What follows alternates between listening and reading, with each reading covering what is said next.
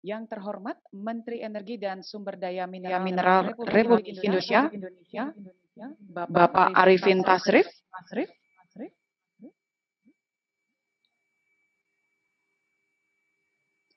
yang terhormat Menteri Perhubungan Republik Indonesia, Bapak Budi Karya Sumadi.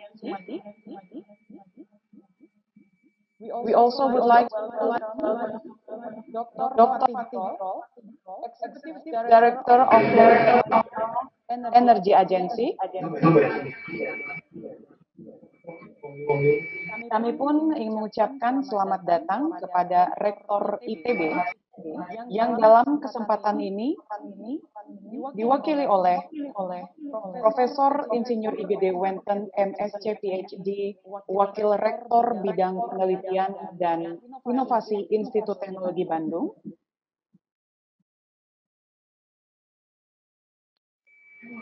Dan tentunya kami pun mengucapkan selamat datang kepada Bapak John Respati, Ketua Masyarakat Konservasi dan Efisiensi Energi Indonesia. Para pembicara, yang tentunya kami akan memasuki pembukaan acara tanpa panjang lebar. Bapak John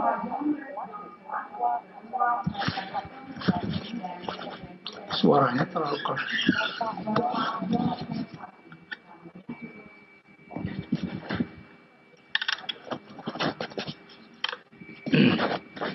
Yang kami hormati Ibu Rektor ITB yang dalam hal ini diwakili oleh Bapak Profesor Insinyur I.G. Wenten, Honorable Dr. Fatih Birol, Executive Director of International Energy Agency, Bapak Budi Karya Sumadi, Menteri Perhubungan Republik Indonesia, yang kami hormati Bapak Arifin Tasrif, Menteri Energi dan Sumber Daya Mineral Republik Indonesia, yang dalam hal ini juga akan mewakili Bapak Menko, Menteri Koordinator Maritim dan Investasi, yang kami hormati para narasumber, moderator, dan seluruh peserta The Third IEC 2021. Assalamualaikum warahmatullahi wabarakatuh. Salam sejahtera, Om Swasti Om, Namo Buddhaya, salam kebajikan, dan selamat pagi semuanya. Puji syukur kepada Tuhan atas karunia keselamatan, kesehatan, dan kesejahteraan kepada kita semua yang hadir di sini dalam acara virtual dan berpartisipasi dalam acara The Third IEC 2021, sehingga kita akan dimampukan untuk memberikan kontribusi pada suksesnya acara ini. Bapak, Ibu, para hadirin yang berbahagia, acara ini semula direncanakan akan diselenggarakan pada bulan September 2020. Bekerjasama dengan Institut Teknologi Bandung dalam rangka mensyukuri dan memperingati 1 abad berdirinya ITB. Akan tetapi karena adanya pandemi virus corona yang dimulai pada awal tahun yang lalu, maka kami menunda pelaksanaannya sampai bulan Juni tahun ini.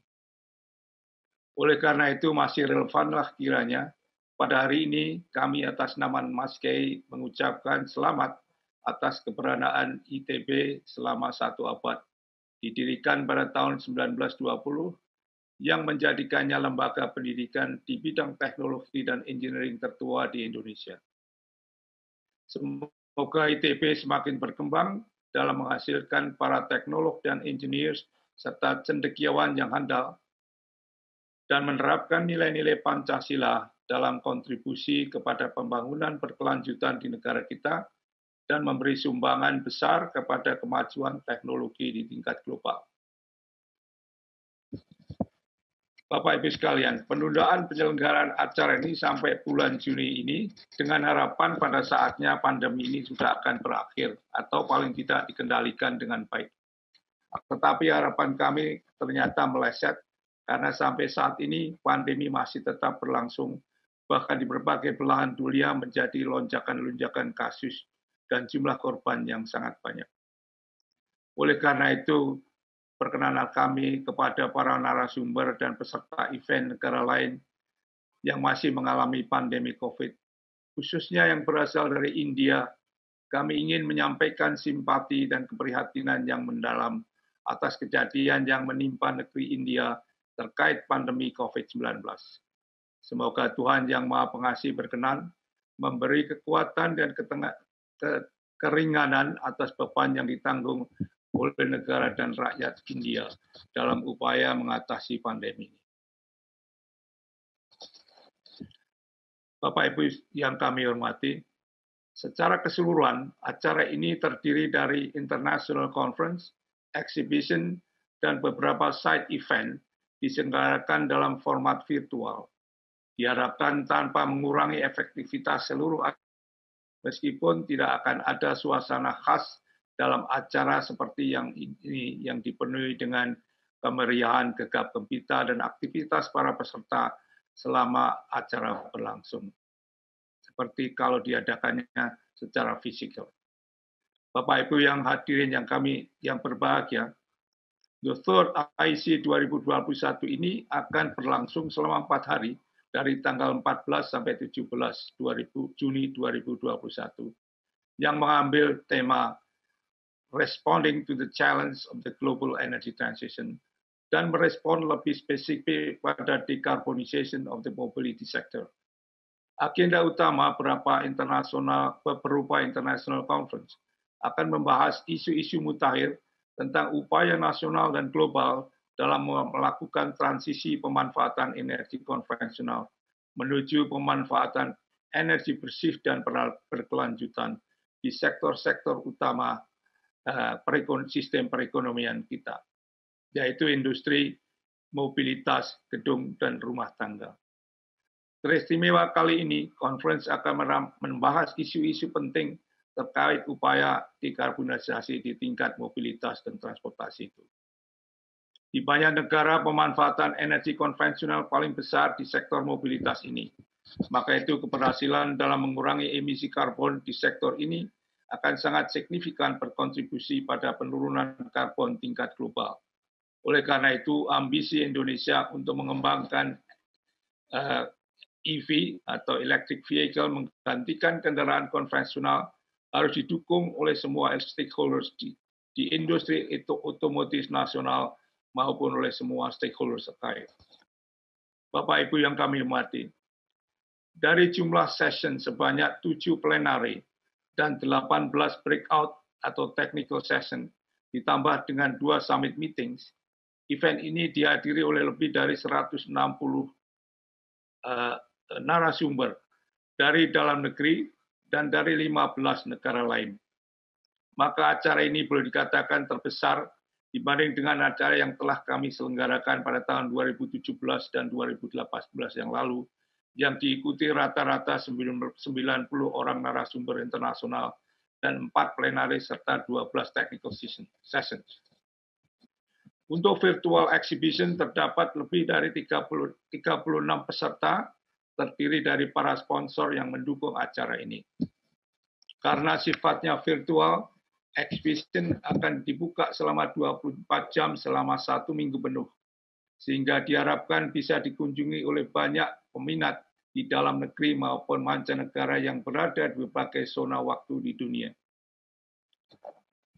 Beberapa side events juga akan kami selenggarakan dalam rangka acara ini, berupa business meeting dan one-to-one matching, yang akan diikuti sekitar 36 perusahaan mancanegara yang memperkenalkan dan dalam negeri yang memperkenalkan teknologi dan inovasi dalam bidang peningkatan efisiensi energi dan dalam berbagai bidang.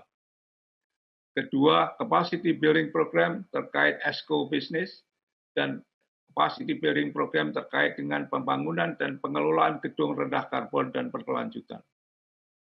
Yang ketiga, kami juga menyelenggarakan virtual site visits.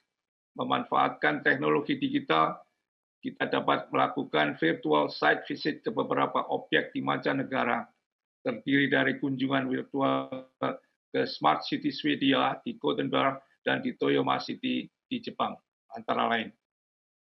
Sebagai catatan, kunjungan virtual ke Toyama City boleh dikatakan sebagai kunjungan balasan karena Wali Kota Toyama City telah hadir di Jakarta dalam rangka menghadiri IC 2018 yang lalu. Dalam rangkaian acara virtual visit juga dikunjungi contoh bangunan untuk residential di Copenhagen, Denmark yang dikembangkan menuju net zero emission building. Dan dari dalam negeri terdapat 2 gedung yang dikategorikan sebagai Green Building Platinum di BSD, gedung Unilever. Sebuah side event berupa test drive kendaraan listrik berbasis baterai terpaksa kami batalkan karena alasan protokol kesehatan COVID yang tidak memungkinkan. Perkenankanlah kami pada kesempatan ini mengucapkan terima kasih sebesar-besarnya kepada Kementerian ESDM, Kementerian PPN Bappenas yang secara khusus mendukung terselenggara event ini dengan mengambil bagian baik di conference maupun di exhibition, serta kementerian dan lembaga lain yang terkait dengan isu Global Energy Transition ini, khususnya BRIN, BPPT, BKPN, dan Dewan Energi Nasional yang berkenan berpartisipasi pada International Conference ini. Kami juga berterima kasih kepada para sponsor yang telah membantu mewujudkan penyelenggaraan event ini dengan baik.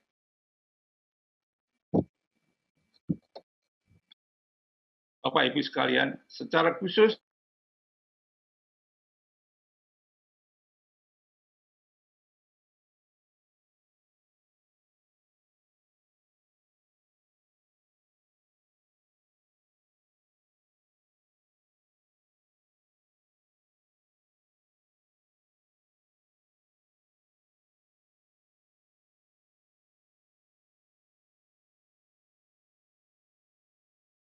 yang selalu bersemangat berpartisipasi dalam event-event ini dengan memanfaatkan forum IC sebagai ajang pengenalan teknologi baru melalui perusahaan-perusahaan Swedia yang kompeten dalam semangat kerjasama antar kedua negara, dan kepada Danish Energy Agency yang memfasilitasi kunjungan pada contoh net zero building di Copenhagen.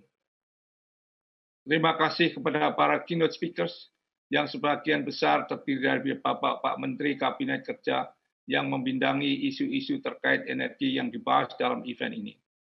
Kesediaan Bapak Menteri untuk berpartisipasi dalam event ini kami rasakan sebagai dukungan besar pemerintah kepada perjuangan Mas Kay dalam mengadvokasi, mempromosikan, dan mendorong peningkatan upaya efisiensi energi dan konservasi energi, serta mengawal kebijakan pemerintah yang mendukung upaya-upaya tersebut di masyarakat, demi tercapainya sasaran pembangunan rendah karbon dan berkelanjutan, serta dalam rangka mitigasi dan adaptasi perubahan iklim global, sebagaimana yang dicantumkan dalam dokumen Nationally Determined Contribution sebagai wujud tanggung jawab Indonesia dalam upaya global terkait perubahan iklim sebagaimana disepakati dalam Perjanjian Paris tahun 2015.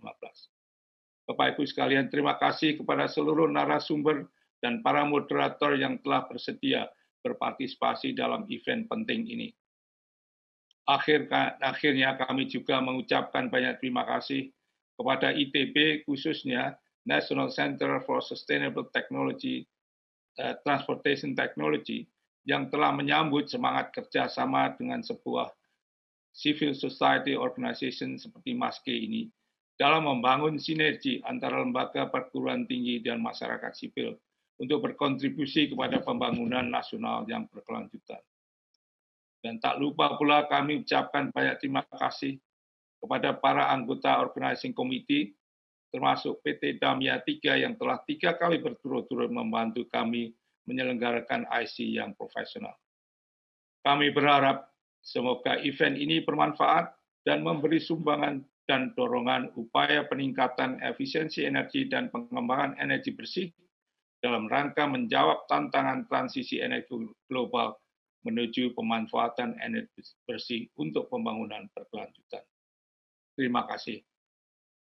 Wassalamualaikum warahmatullahi wabarakatuh.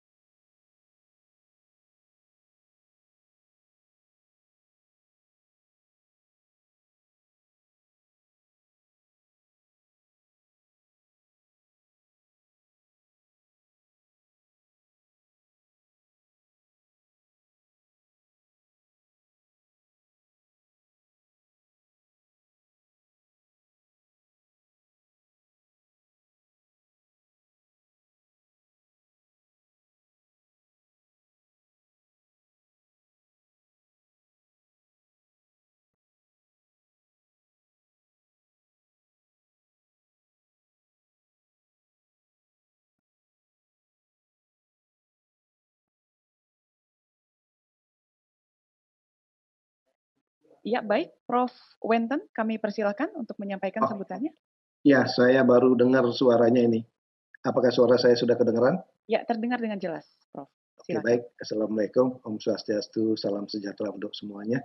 Yang terhormat Bapak Menteri Koordinator Bidang Kemaritiman dan Investasi, Bapak Menteri Energi dan Sumber Daya Mineral, Bapak Menteri Pekerjaan Umum dan Perumahan Rakyat, Menteri Koordinator Bidang Perekonomian, Bapak Menteri Perhubungan, Bapak Menteri Perindustrian, Bapak Kepala Badan Riset dan Inovasi Nasional, Bapak Executive Director of International Energy Agency, Senior Business Developer of Swedish Energy Agency, Bapak John Respati, Chair of MESKI, Bapak Kepala Nasional Center of Sustainable Transportation Technology, Pak Sigit, para hadirin semuanya. Pertama-tama mari kita panjatkan puji dan syukur kehadirat Tuhan Yang Maha Esa karena atas rahmat-Nya dan karunia-Nya kita dapat menyelenggarakan konferensi virtual The Third Indonesia Energy Efficiency and Conservation Conference and Exhibition. Semoga hadirin senantiasa berada dalam lindungan-Nya serta dilimpahkan kesehatan terutama di masa pandemi saat ini. Acara konferensi ini adalah kegiatan kolaborasi yang diselenggarakan oleh Masyarakat Konservasi dan Efisiensi Energi Indonesia, disingkat dengan MASKEI, dengan co-host National Center of Sustainable Transportation Technology, NCSTT ITB, yang bertujuan sebagai ajang diskusi mengenai isu-isu terkait dengan dinamika energi terbarukan, pembangunan berkelanjutan, dan perekonomian yang terdampak. ITB, universitas yang menjunjung tinggi pengembangan keilmuan dan penelitian, sangat mendukung keberlangsungan acara ini karena sesuai dengan arahan pada surat keputusan Senat akademik saat ini, yaitu prioritas riset di bidang sustainable energy and transportation. Konferensi dengan tema yang selaras dengan prioritas ITB ini diyakini akan menambah wawasan dan insight dari ilmu yang dibagikan serta pengalaman terkait dari para pembicara yang ahli di bidangnya. Inovasi teknologi di bidang energi berkelanjutan terus berkembang dengan pesat di dunia. Berbagai negara berlomba-lomba untuk menciptakan kendaraan dengan clean energy yang bertujuan untuk memelihara lingkungan dan memanfaatkan sumber energi terbarukan. Di Indonesia, pengembangan energi listrik menjadi salah satu cara untuk mencapai hal tersebut. Di ITB terdapat beberapa pusat unggulan IPTEK atau disingkat dengan PUI, lembaga penelitian yang membawahi berbagai bidang ilmu. Salah satunya adalah PUI Sustainable Transportation Technology atau PUI STT atau NCSTT yang bergerak di bidang teknologi transportasi dan kini sedang melakukan penelitian tentang e-trike dan baterai kendaraan listrik. NCSTT beserta ITB mendukung pemerintah untuk mencari visi yang tertuang pada Perpres nomor 55 tahun 2019 tentang percepatan kendaraan listrik dan percepatan pembauran energi baru dan terbarukan.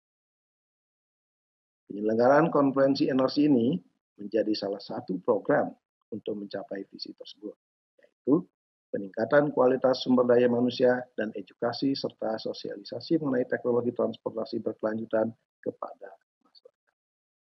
Keterlibatan stakeholders dan dukungan eksternal sangat penting dalam mencapai keberhasilan penelitian yang dilakukan.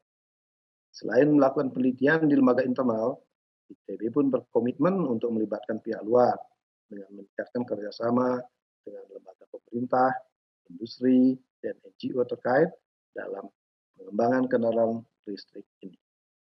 Kolaborasi yang dilakukan dapat berupa proyek kerjasama, workshop, training, konferensi, maupun program lainnya.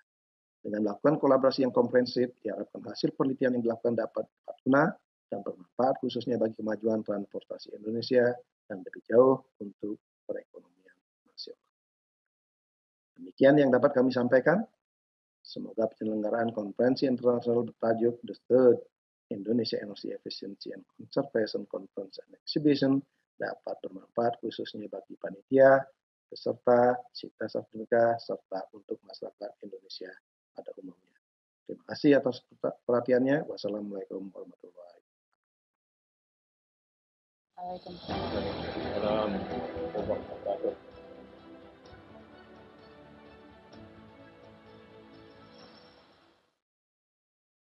Baik, terima kasih banyak Prof. Wenten atas sambutannya. And ladies and gentlemen, now we would like to invite Dr. Fatih Birol, Executive Director of the International Energy Agency, for delivering his address. Ladies and gentlemen, Dr. Fatih Birol.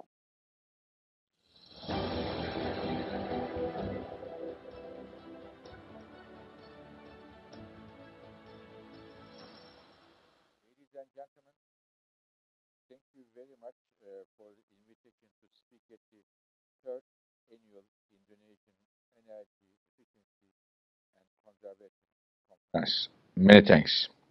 This conference is now established as one of the key energy efficiency events in the agenda, as Mascade brings together ministers, CEOs, and other leading thinkers to discuss the future of energy.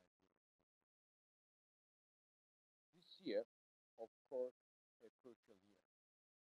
With the rebound of the economy, we are seeing global energy-related emissions to increase substantially. In fact, this year's emissions growth will be the second largest ever in the history. Recording in progress. We believe it is now time for government to act decisively, together with economic recovery, to look at its implications on energy sector, but as well as our private world. It is the reason we have last week published our net zero to 2050 global roadmap report. We look at this report, what we need to do as the global energy sector to reach net zero targets by 2050. How we can transform, modernize our energy sector to bring the emissions to zero, net zero by 2050. We have looked at many options, in the options which are already available in the market, such as renewables, energy efficiency, electric cars, and others. But we also look the technologies which are under development today, which can be useful for reducing emissions in the future. I can tell you that looking at our analysis, which is now around the world, all the newspapers, government leaders, businessmen, businesswomen talking about that, of all the technologies we discussed, perhaps there is not enough emphasis on one of the solutions we come up with, which is energy efficiency. In order to reach those climate goals, international climate goals by 2050, we believe global energy efficiency has to improve about 4% each year, which is 3 times faster than the last decade what we have seen. So it is the reason we think energy efficiency is a crucial policy that we have to implement, because unlike some other technologies which are important, such as the advanced battery technologies, carbon capture and storage, hydrogen, energy efficiency solutions are today with us, and we can make the most out of those. And we also discuss in our report, and it is, as many of you know, it is very important for me, and I always say, clean energy transitions are for and about people. When we move to clean energy options from the existing energy mix, we should be very careful that the people, workers, communities are not disadvantaged. This transition should be fair and inclusive. It is the reason last October I convened a high-level commission on people-centered clean energy transitions. Some 20 leaders, government leaders, business leaders, thought leaders together to discuss what intensive community can do all together to address the issue of having the people at the heart of the clean energy transitions. And this commission is chaired by the Prime Minister of Denmark, and I am very happy that my very friend, Mr. Minister, is also in this very important group. And once again, many thanks to Minister Arifin Tasrif to play an active role in our group. Finally, ladies and gentlemen, I wanted to mention how happy I am that we recently launched, together with Minister Arifin Tasrif, the IEA Indonesia Energy Transition Alliance, which has been honored by the President Joko Widodo's support for this great initiative. And as I told Mr. Minister, we are very much looking forward to support Indonesia in its endeavor for the energy transition.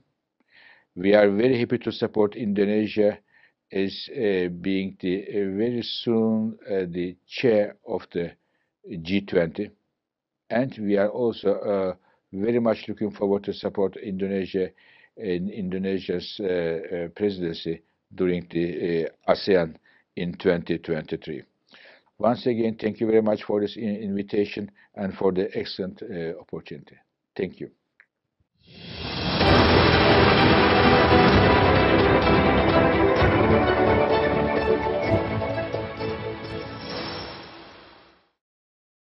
Thank you very much, Dr. Fatih Birol, for the speech. Dan Bapak Ibu yang kami hormati, kami memohon maaf sebelumnya atas kendala teknis yang terjadi, dan kita akan langsung menuju ke sambutan berikutnya, yaitu adalah sambutan Menteri Perhubungan Republik Indonesia, Bapak Budi Karya Sumadi. Kepada Menteri Perhubungan, Bapak Budi Karya Sumadi. Dengan segala hormat, kami silakan.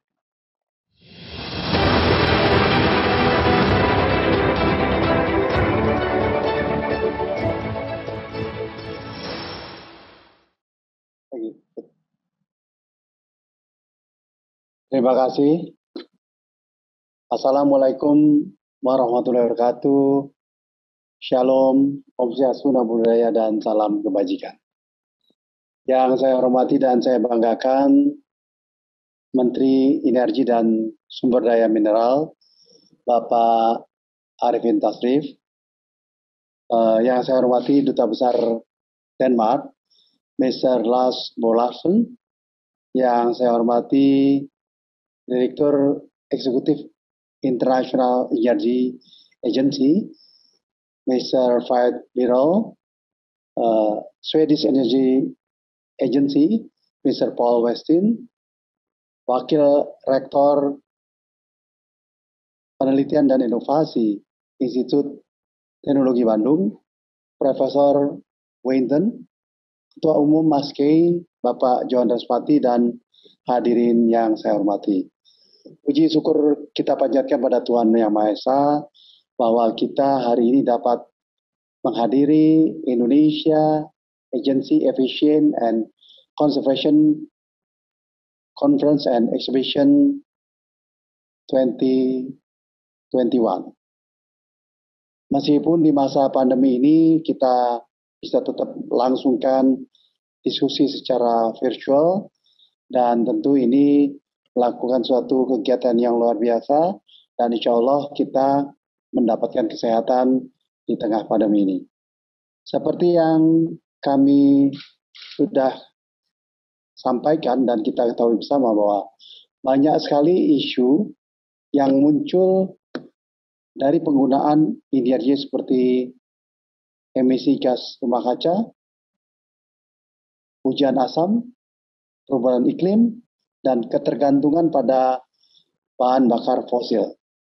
Saat ini 80% listrik dunia berasal dari bahan bakar fosil dan nuklir, dan hampir semua transportasi menggunakan bahan bakar berbentuk cair atau bensin. Tentu ini juga berbahan bakar fosil. Dewan Energi Dunia memproyeksikan bahwa permintaan energi primer akan meningkat 3 kali lipat di tahun 2050 karena populasi tumbuh menjadi 8-9 miliar dan negara berkembang meningkat standar hidupnya. Bahan bakar fosil menurut definisi adalah bahan bakar yang tidak terbarukan dan memang suatu saat akan habis sehingga ekonomi akan terguncang karena bahan bakar itu akan habis. Emisi dari bahan bakar fosil menciptakan polusi di atmosfer dan menimbulkan efek rumah kaca. Panel antar pemerintah tentang perubahan iklim PBB, Intergovernmental Panel on Climate Change, IPCC, mengatakan bahwa pembakaran bahan bakar fosil ini menyebabkan perubahan nyata dari pola cuaca dan iklim global yang akan mempengaruhi seluruh umat manusia dalam beberapa dekade mendatang.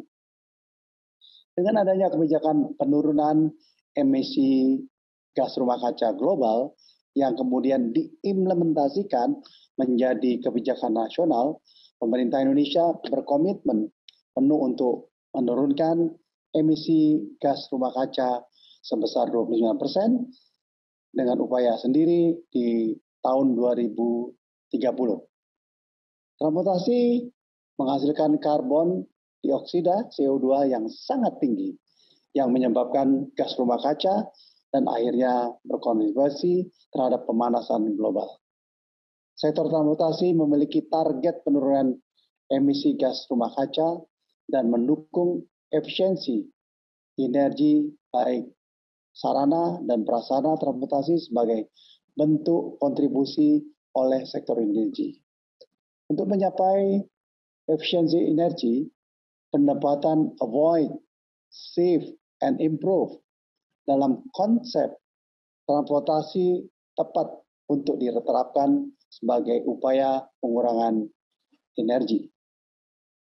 Dalam pendekatan avoid, pengembangan TOD, Transit Oriented Development, akan mengurangi jumlah penggunaan kendaraan pribadi sebagai tindakan untuk menghindari kemacetan, polusi udara, dan emisi rumah kaca.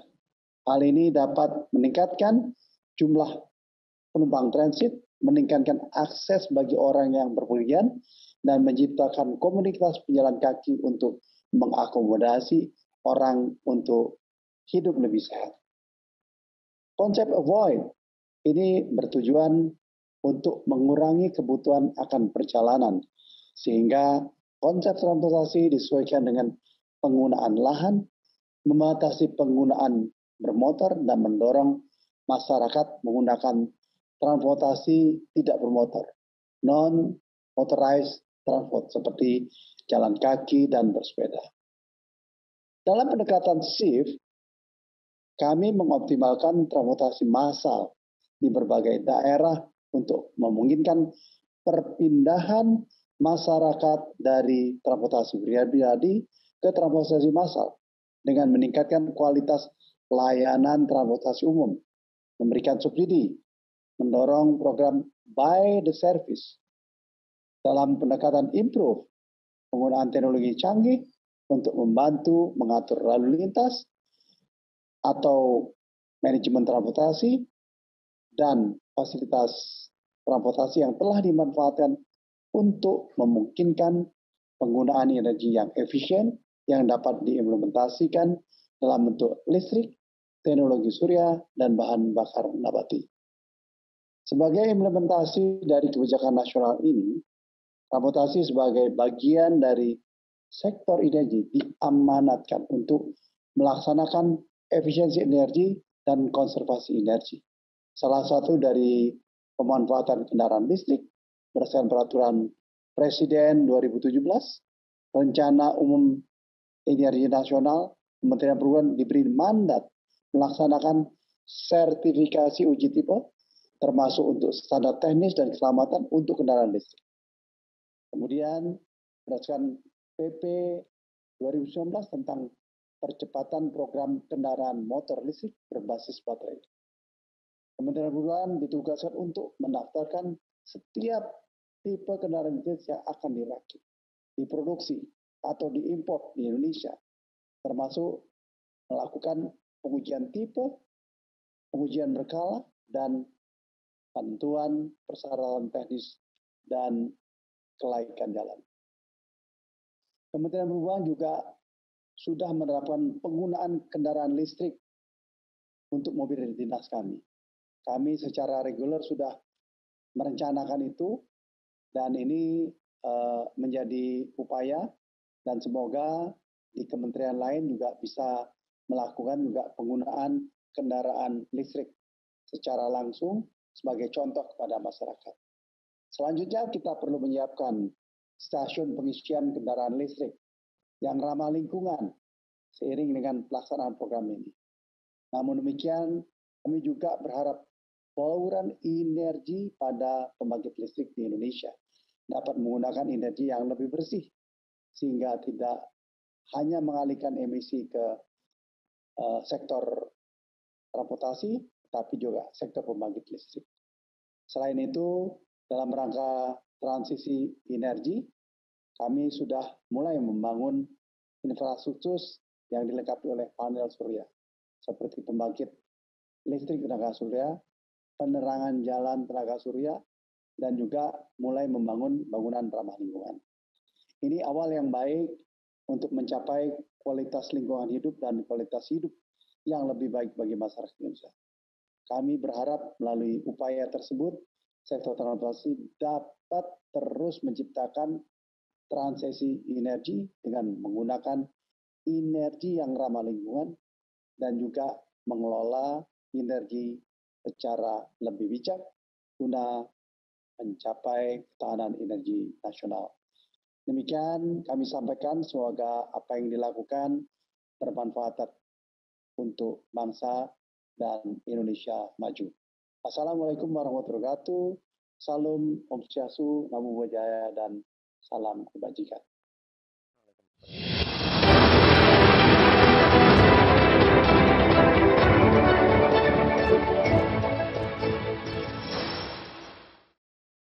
Ya baik, terima kasih banyak kepada Menteri Perhubungan Bapak Budi Karya Sumadi atas sambutan yang telah disampaikan. Hadirin Bapak dan Ibu yang kami hormati, selanjutnya adalah sambutan dilanjutkan dengan pembukaan acara oleh Menteri Koordinator Bidang Kemaritiman Republik Indonesia yang akan disampaikan oleh Menteri Energi dan Sumber Daya Mineral Republik Indonesia Bapak Arifin Tasrif. Kepada Bapak Arifin Tasrif, dengan segala hormat, kami silakan.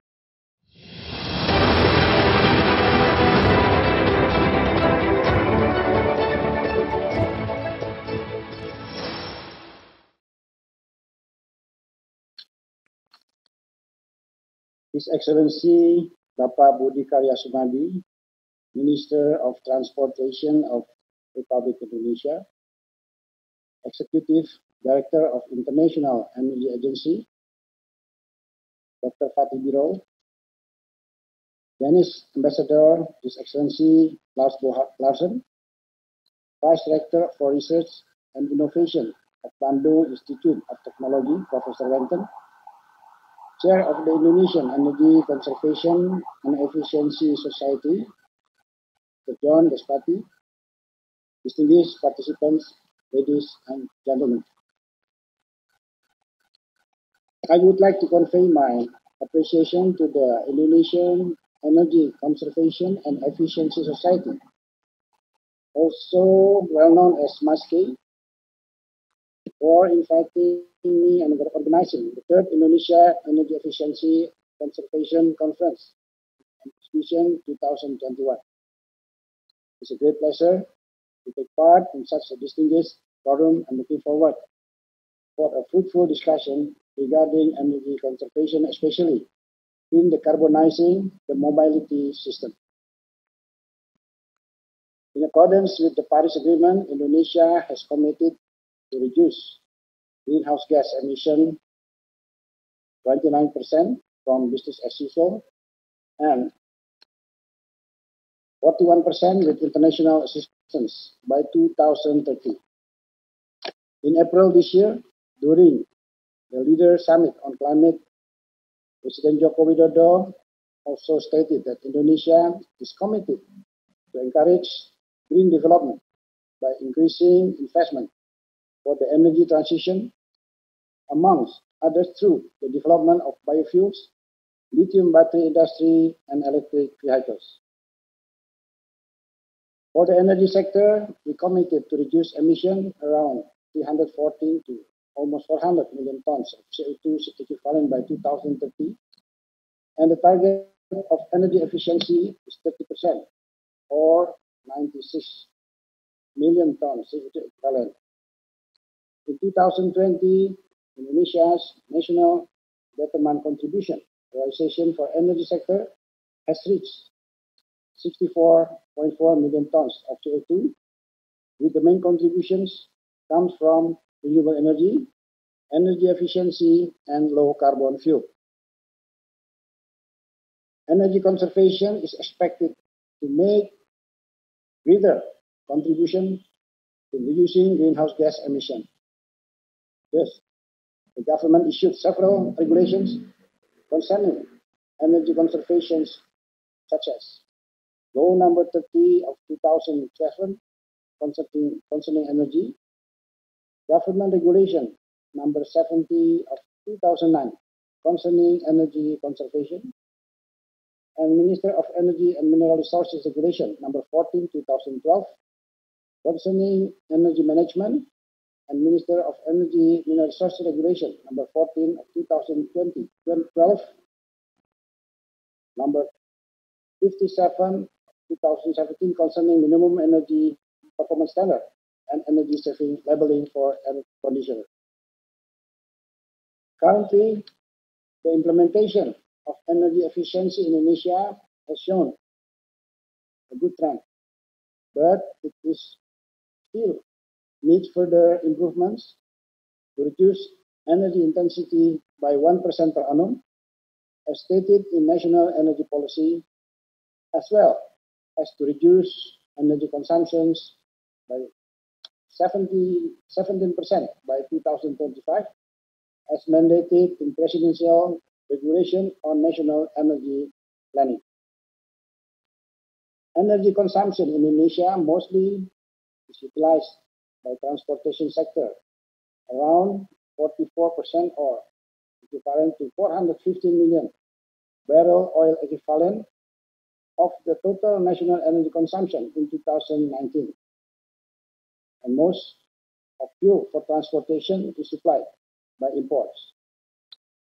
With the high growth of motorized vehicles, dependence on imported fuel will continue to increase. Therefore, it is necessary to have an energy efficiency strategy in the transportation sector to cope with this challenge.